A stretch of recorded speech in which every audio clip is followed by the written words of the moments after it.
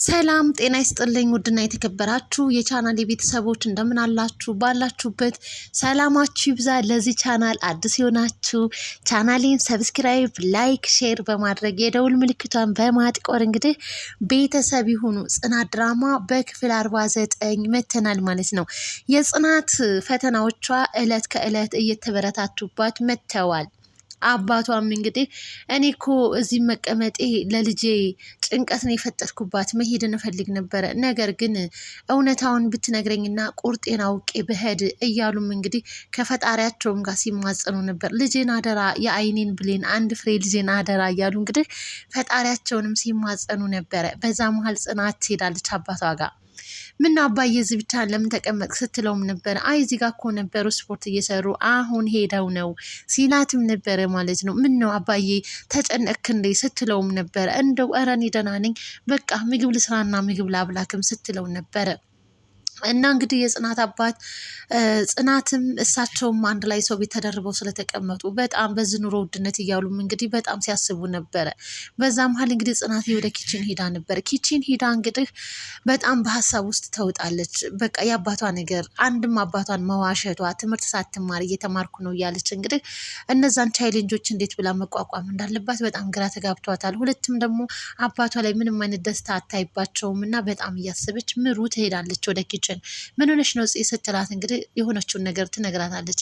አይ እንግዲህ ወደዚህ ሲመጡ ያው ተዘርፈው የለ ድንገት በዛ ከሆነ ብር ሳንዲ ምናምን አተው ከሆነ ስትላትም ነበረ። እኔ እኮ ብር ሰጠው ነበረ፣ ነገር ግን ከየት አመጣሽ ብሎ ይጠይቀኛል፣ እናም አንቺ ስጭልኝ ስትላት ነበረ። ጽናትዬ ማለት ለምን ኪሮቤል አይሰጣቸውም ስትልም ነበረ ምሩ ማለት ነው። እሱማ በጣም ውለታ በዝቶብኛል ይላል እና ኪሮቤልን አይቀበልም ስትልም ነበረ።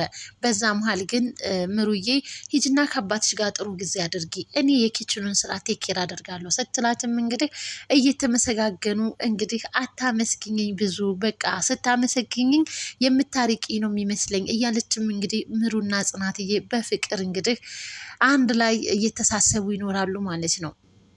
ኪራ እና አባቱ ደግሞ አንድ ላይ ቁጭ ብለው እንግዲህ አባትየው ስለ ለኪራ እጮኛ እንደተዘጋጀለት በእናቱ በኩል ይነግረዋል። ኪራም እንግዲህ ውይ እማዬ ደግሞ ትዳርን በደላላ ልታደርገው ነው እንደ ሲልም ነበረ። እናም እንግዲህ እናትህን ትወዳታለህ ሲለውም ነበር። እንዴ አዎ በጣም ነው የምወዳት፣ አንድ ፍሬ እናቴ እወዳታለሁ ሲልም ነበር። የምትወዳት ከሆነ እናትህን በህይወት እያለች አስደስታት በማለት አባትየው በኃይለ ቃል በደንብ አድርጎ ትኩረት እንዳደርግበት ለልጃቸው ሲናገሩም ነበረ። ምንድን ነው በህይወት ሳለች አስደስታ ስትል ምን ማለት ነው ሲልም ኪራም እንግዲህ ጥያቄ ፈጥሮበታል። እናማ እኛ እንግዲህ ልጄ አንድ እግራችን ወደ ጉድጓድ ነው፣ እናም በህይወት እያለን አስደስተን በማለት ነገሩን ቀየሩት ማለት ነው።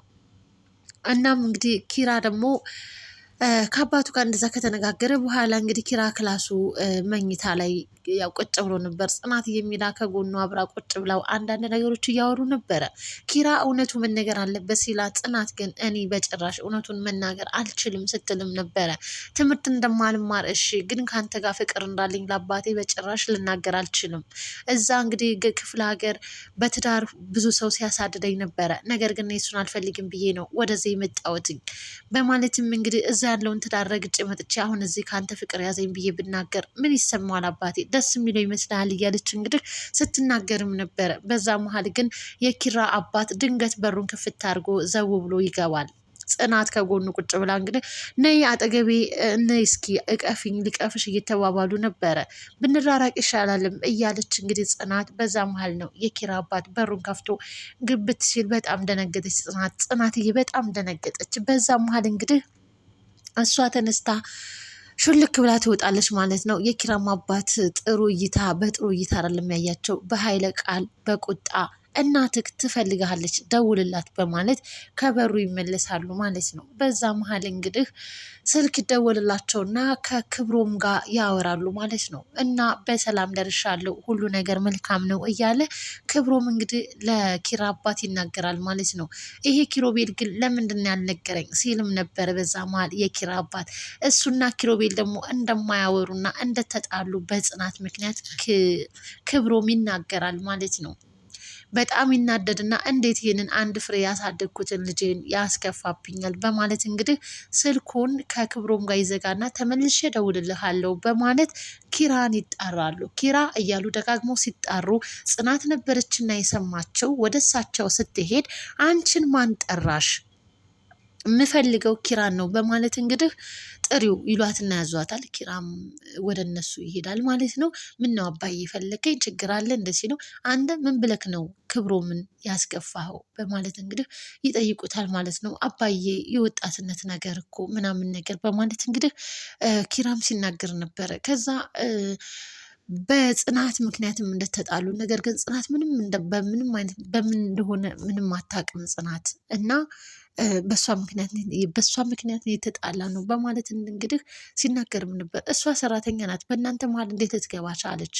እሷንም ሆነ አባቷንም እንግዲህ ይዘንላታል፣ ምን ፈለገች? በማለት እንግዲህ የኪራም አባት ጥሩ ባልሆነ ንግግር እንግዲህ ኪራን ተናግረውት ይወጣሉ ማለት ነው። ያ ከሲ ምን ብሎ ተናግሮት ይሆን እያለ እንግዲህ ኪራም ወይኔ ጽናት ፈተናሽ እያለ ነበረ። ቀጥ ብለው ወደ ጽናት ጋር ነበር የሄዱት። ወደ ጽናት ጋር ሂደው አንቺ ምን ብለሽ ነው ወንድማማቾችን ያጣላሻቸው? እንዴት በወንድማማቾች መሀል ትገቢያለሽ? ብለውም ሲጠይቋት ነበረ። ጥያቄው ግራ አጋባትና ማለት ምንድን በማለት ተደናገጠች። ክብሮምንና ኪራን ለምን አጣላሻቸው ሲላትም ነበር። አንቺ ነሽ አይደል ያጣላሻቸው ሲላትም ነበር። አዎ በጣም ይቅርታ አንገቷን ድፍት አድርጋ አዎ በጣም ይቅርታ ስትላቸውም ነበረ። እናም እኔ በጣም ነው የምወዳቸው እነዚህን ሁለት ልጆቼን ማንም ሰው እንዲናገርብኝ አልፈልግም በማለትም እንግዲህ እኛ ደግነታችን ከአንቺም አልፎ አባትሽን ይዘንልሻል በማለት እንግዲህ መጥፎ የሆነ ንግግር ለጽናት ይናገሯታል እና ይወጣሉ። ጽናትም ለምንድን ነው ነገራቶቹ የሚበላሹብኝ በማለት እንግዲህ ስቅስቅ ብላ ስታለቅስ ነበረ። በዛ መሀል እንግዲህ ጽናትዬ በሌላ በኩል ደግሞ የጽናት አባት ኪራን ወደ ሀገራቸው መመለስ እንዳለባቸውና እጃቸው ላይ ሳንቲም እንደሌለ ኪራን ብር እንዲያበድሩትና ትኬት ቆርጠው እንዳሳፍሩትም ሲጠይቁት ነበረ። ኪራም እንግዲህ አንዳንድ ነገሮችን ከተነጋገሩ በኋላ የጽናት አባትም እኔም ልጄም ተንከራተትን፣ የጽናት እናት በህይወት ብትኖር ኖሮ እኔም ልጄም አንንከራተትም ነበረ በማለት እንግዲህ ስሜታዊ ሆነው ሲናገሩ ነበረ። ኪራም ምንም ችግር የለም እኔ እንደርሶ ባልሆንም ነገር ግን ጽናትን በተቻለ መጠን እንከባከብልዎታለሁ በማለት እንግዲህ ቃል ገባላቸው ማለት ነው። ከዛም ትኬት ቆረጠላቸው። አባትና ልጅ ተሰነባበቱ። ከዛም እንግዲህ አባቷን ሸኝታ ወደ ቤት ግብት ስትል መጥረጊያ ይዛ ሳሎን ለመጥረግ ስትል የኪራ አባት ሳሎን ቁጭ ብለዋል። እኔ ቁጭ በይ አሏት እና ማታ በተናገርኩሽ በጣም ይቅርታ አሏት። ከዛም ግን አንድ ነገር ላስቸግርሽ ነው እርዳታሽ ያስፈልገኛል በማለት እንግዲህ ለኪራ እጮኛ እንደተዘጋጀለትና ኪራን የተዘጋጀችውን እጮኛ ወደ እነሱ ቤት መታ ከኪራ ጋር እና አዲሷን የእሱን እጮኛ በፍቅር መንገድ እንዲገቡ እርዳታሽ ያስፈልገኛል እና እርጅኝ በማለት እንግዲህ ሲለምኗትም ሲማጸኗትም ነበረ። ጽናት ማድረግ እንደማትችል እንዲሁም ደግሞ ኪራ የማያውቀው ማንም ሰው ያልሰማው ሚስጥርም ነገሯት። የኪራ እናት ወይዘሮ አስቴር በካንሰር ታማሚ እንደሆኑና በዚች ምድር ላይ የመቆየት እድላቸው በጣም አናሳ ስለሆነ የልጃቸውን ወግ ማድረግ አይተው መሞት ስለሚፈልጉ እባክሽን እርጅኝ ሲሏትም ነበረ። በሰማችው ነገር በጣም አዘነች፣ በጣም ደነገጠች። ነገር ግን የኪራን ነገር ከራሷ አሳልፋ ለሌላ ሰው ለመስጠት በጣም ተጨንቃም ይታያል ማለት ነው እና እንደ ኪራ እሺ ባይለኝሳ ድንገት ሌላ ሰው በህይወቱ ካለስ እያለችም ስጠይቃቸው ነበር። እመኝኝ ኪራ ምንም አይነት ሰው የለውም።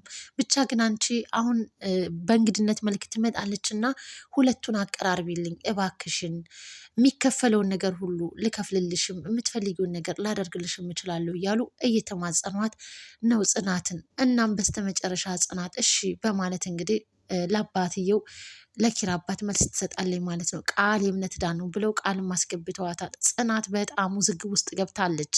እናም እንግዲህ በዛ መሀል ብዙ ነገራቶች ብዙ ጥያቄዎች እየተመላለሱባት ነው። እናም መጀመሪያ የራስ ደስታ ነው የሚቀርመው ወይንስ የሰው ደስታ ነው እያለችም እንግዲህ ጥያቄን ፈጥሮባታል። እውነትም እንግዲህ ጽናትዬ እውነት የምትወደውን የምታፈቅረውን ልቧ ጥፍት ያለውን ፍቅሯን ለሰው አሳልፋ ትሰጣለች? በዛ መሀል እንግዲህ ለኪራም እንግዲህ እንግዳ እንደሚመጣ እነሱ ቤት ተነግሮታል ማለት ነው። የሴት እንግዳ መታ እነሱ ቤት እንደምታርፍ ተነግሮታል። ለምንድን ነው የምትመጣው በማለት ኪራም ሲጠይቅ ነበረ። ለማረፍ ነው በማለት እንግዲህ አባትየውም በቁጣ መልክም ሲናገሩ ነበር። እርሳቸው ከጽናት ጋር ንግግራቸውን ጨርሰዋል። ጽናትም እንግዲህ ኪራን ፊት መንሳትና ኪራን እንግዲህ የሚያወራውን ነገር ሁሉ አለመቀበል እና ጥሩ ጥሩ ፊት እያሳየችው አይደለም። በዛ ላይ እንግዲህ ኪራም ግራ ተጋብቶት ይታያል። ውድና የተከበራችሁ ቤተሰብ ለዛሬ የነበረን ቆይታ ይሄን ይመስላል። እንግዲህ ቻናሌን ላይክ፣ ሼር፣ ሰብስክራይብ በማድረግ አበረታቱኝ። ቀጣዩን ክፍል ደግሞ በቀጣይ ይዤላችሁ የሚቀርብ ይሆናል ባይ